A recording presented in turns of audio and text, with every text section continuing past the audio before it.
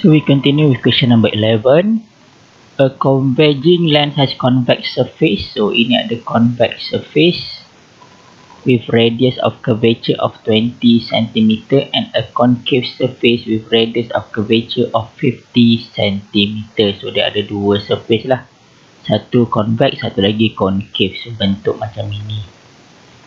What is the focal length of the lens if it's made of glass refractive index of 1.5? Okay, so right now kan, okay, lupakan pasal jawapan kat sini kan. Bila kita baca soalan korang tak ada gambar rajah kan. So bila baca soalan, kita nak bayangkan macam mana bentuk lens ni kan. So first dia ada converging lens. So kita tahu dia adalah converging. So converging dia mesti convex. Alright. So dia punya apa? Dia punya key dia cuma ada 3 jenis lah. Biconvex, plano-convex ataupun convex meniscus. Sebab dia kata converging lens, so kita ada 3 jenis je lah. So kita ada biconvex, ini biconvex, plano-convex ataupun convex meniscus. So then dia ada convex surface, okay, convex surface and concave surface. So satu-satunya yang ada convex surface dengan concave surface adalah yang ini. Sebab apa? Ini dia ada biconvex, maksudnya dua convex. Okey, ini plano convex, so maksudnya convex dengan flat. So kalau dia kata convex dengan concave adalah convex meniscus yang ini. So boleh faham? So itu cara macam mana kita nak bayangkan dia. So barulah kita baca, kita keluarkan information apa yang ada dalam gambar rajah. So kat sini dia lukis. So R1 dia kata kat sini ini 20 cm. R2 adalah ni 50 cm. Alright. So dia punya N dia adalah 1.5. Okay. So kan kita masukkan sahaja dalam formula untuk cari F kan. Tapi medium kita tak tahu. Dekat sini dia tak bagi tahu kita apa-apa tentang medium. So bila medium dia kita tak tahu, kita consider medium ini adalah udara, air. Air and is equals to 1. Kalau dia tak bagi tahu apa-apa information tentang medium. Otherwise, kalau katakan selain daripada tu, dia kata the lens is submerged in the water, the lens is submerged in the oil kan. So medium dia berbeza. But then for these questions kan, sebab dia tak bagi tahu apa-apa tentang medium, so kita consider dia adalah air ataupun udara. Alright, clear about these questions? Okay, soalan ni tak susah, nak menyelesaikan tak susah. So dia punya masalah adalah nak membayangkan macam mana bentuk lens tersebut. Alright, so ini dia punya key point yang terbesar. Kita kena tahu dia adalah converging ataupun diverging. So kita moving on to the next question. So question number 12, aku leave it as a formative assessment untuk korang buat lah. Alright, so aku teruskan dengan question number 13. So 13, a plano concave lens is made of, okay, dia dah bagi tahu nama plano concave, so tak ada masalah lah.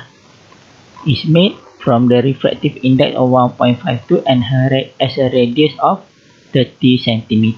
So bentuk dia is either macam ini ataupun begini, tak ada masalah. Okay, so ini kita nak bayangkan sebab dia kata plano concave. Alright, so bila dia kata dia punya radius of curvature is 30 cm, so definitely lah yang bahagian lengkuk ni kan, ini R dia adalah 30 cm. Okay, yang tegak ni, plane ni, flat ni, dia tak ada radius lah, dia radius dia adalah infinity. Alright, so if the object is placed 10 cm in front of the lens, determine the position of the image form. Okay, so alright, so kita menggunakan formula ini dan kita ada semua information yang kita nak. Okay, again dia tak bagi tahu apa-apa information tentang medium, so medium dia adalah 1 lah. Okay, so kalau tengok kat sini dia ada 2 cara, nampak? Okay, dia ada 2 cara yang ini kan, satu ini, satu lagi ini. Alright, so apa bezanya? Okay, perbezaan yang ketara adalah kat sini. Okay, perbezaan yang ketara dekat sini, aku padam dulu. Perbezaan sangat ketara dekat sini adalah nilai R dia. Untuk kes ini, R dia negatif. Okay, untuk kes yang ini, dia punya R dia positif. Kenapa berlaku macam itu? Kan, so it all depends on the location of the object. So maksudnya orientation of the object, sebab dia ada 2 jenis kat sini kan. So aku cuba lukis kat sini apa yang dimaksudkan oleh orientation of the object. Okay, alright. So satu lagi beginilah. So kalau objek tu berada dekat sini, okay, so cahaya akan bergerak daripada objek ke gelas. Means this one is R1, this one is R2. Okay, boleh? Okay, so untuk kes yang ini kan, ini R1 bentuk dia apa? Bentuk dia adalah concave. Okay, so ni R1 ni adalah concave. So dia punya nilai R dia negatif R. Ini definitely lah, ini flat ni, dia punya R dia adalah infinity. Boleh faham? Boleh. Okay, so very good. Tapi kalau objek dia letak dekat sini pula, kan, katakan objek dekat sini, aku pakai objek warna biru lah. Kau nampak ray of light bergerak macam ini. So ini adalah R1 dan ini adalah R2. Okay, so kalau kau lihat ini bentuk dia apa? Ni flat lah, ni flat. Okay, so dia punya R dia infinity. Tapi untuk kes ini dia adalah bentuk apa? Convex. So dia punya R dia is positive. Kenapa bentuk dia convex? Okay, sebab bila dia menghadap cahaya tu macam ni kan, okay, light datang daripada sini, so dia bentuk dia adalah convex due to the light. Okay, due to the light yang datang. Alright, sebegitu. Sebab itulah nilai dia positif, so R2. So untuk pengiraan yang ini kan, untuk pengiraan yang ini, katakan ini aku letak ni kes pertama, yang ini kes yang kedua. So kalau kes pertama, dia akan gunakan pengiraan yang ini. Ini adalah untuk kes pertama. Okay, manakala pengiraan yang ini adalah untuk kes yang bawah ni lah. Okay, untuk kes yang bawah ni, ini adalah pengiraan untuk kes yang kedua. So sebab tu dia kata depends on the orientation of the lens due to the object. Alright, so clear? Okay, very good. So bila kita dah dapat nilai, so substitute sajalah dalam equation yang ni. Sepatutnya tak ada masalah pasal equation ni kan. So substitute dapat jawapan. Alright, so untuk soalan ini kan, dia agak direct, tapi pelajar biasanya silap dekat masuk nilai R. Okay, sebab even tu nama dia plano concave. Okay, nama dia adalah plano concave, tapi dia tak semestinya ada concave and flat surface. Selalu pelajar, oh dia mesti concave and flat surface. Okay, it is true. Okay, it is true for case number 1. Untuk case number 1 dia betul. Tapi untuk case number 2, kalau korang tengok kan, kita punya surface yang kita pakai adalah flat dan juga convex. Okay, so kalau tiba-tiba diberi gambar rajah macam ini, bila buat kan, so kita kena tengok orientation bagi lens tersebut. Okey, bukan setakat kita tengok dia punya nama sahaja. Clear? Okey, baik. So, aku teruskan dengan soalan seterusnya, question number 14. Okey, by referring balik kepada soalan macam case tadi kan, ini contohnya dia ada bagi gambar. Alright, gambar. So tiba-tiba lah kalau kata dia bagi, dia letak objek dekat sini. Okay, sorry. Okay, nama lens ini adalah convex meniscus. Nama lens ini adalah convex meniscus. Tapi dari segi pengiraan dia tak semestinya dua-dua convex. As example, kalau dia letak objek dekat sini kan, so ini convex, yang ini pun convex. Okay, tapi kalau letak objek dekat sini kan, so ini adalah concave dan ini pun adalah concave. Itu case dia kan. Ini just nak explain soalan sebelum tadi lah. So kalau dia bagi gambar rajah kan, kita tahu dia adalah convex meniscus, tapi dari segi calculation kan, kita kena tengok dia punya orientation of the object and lens. Okay, so aku padam balik benda ni.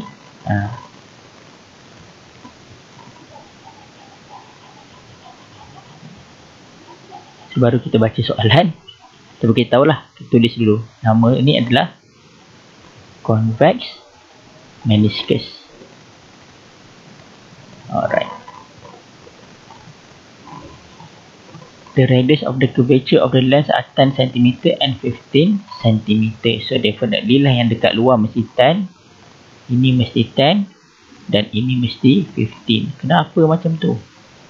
So kalau kita buat pun dia punya bulatan kan, ini yang dalam, ini yang ini yang luar, ini yang dalam. So nampak yang dalam ni dia lebih besar. Okay, apa benda kamu ni? Typo. Okay, ini 15. Alright. So nampak yang dalam mesti lebih besar daripada yang dekat luar. Okay. So determine the focal length and the type of lens. Okay, disebabkan oleh type of the lens, kita tahulah dia adalah converging sebab nama dia adalah convex meniscus. Alright. So nak masukkan dalam calculation seperti yang tunjukkan dalam question number 11. Question number 11.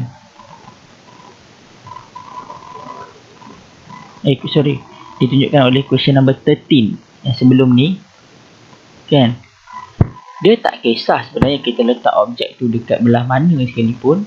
Okay, sama ada kita letak objek dekat belah sini, ini objek, ataupun kita letak objek dekat belah sini kan, tak kisah mana-mana pun kan, dia akan dapat nilai focal point yang sama. Alright. So bila kata determine the focal length and the type of the lens, type of the lens kita boleh tahu daripada dia punya nama. Okay, alamak, dia punya nama dia tidak adalah converging. Okay, so dia convex meniscus. Convex meniscus. Okay, ini paling senang lah kalau korang tahu nama. So dia adalah converging. So sekali lagi ditunjukkan oleh question number 13. Aku refer balik, kau tengok dekat sini dia ada dua case kan. Tak kisahlah kalau letak belah-belah mana sekalipun, case yang pertama, case yang kedua, dia akan dapat nilai focal point yang sama. So tak payah risau. Okay, sama ada kau gunakan yang mana. So stick with one. Kau boleh pilih kau letak belah kiri ataupun belah kanan. Alright. Dalam kes yang ini, dia letakkan dua-duanya belah kiri. Okay, dia letakkan kedua-duanya pada belah kiri. So sebab tu dia dapat nilai kat sini negatif and negatif. Okay, maksudnya dia pilih yang inilah. Dia pilih yang dekat sini. Oh, silap. Dia pilih yang dekat sini. Ni yang dia pilih. Right, so concave and concave. So dapat nilai F positif. Okay. Satu lagi cara macam mana kita nak determine dia adalah converging ataupun diverging, kita tengok nilai F dia lah. So F is positive, it is a converging lens. Alright, so clear. So if the lens then immerse in water, ini case yang aku cakap tadi, dia punya medium dia beritahu. Okay, medium dia water, very refractive index 1.35. So apa yang diubah, dia gunakan calculation yang sama, cuma and medium ni diubah menjadi 1.35 because it is immersed in water. Calculation sama sahaja. So dapat jawapan. Okay, clear.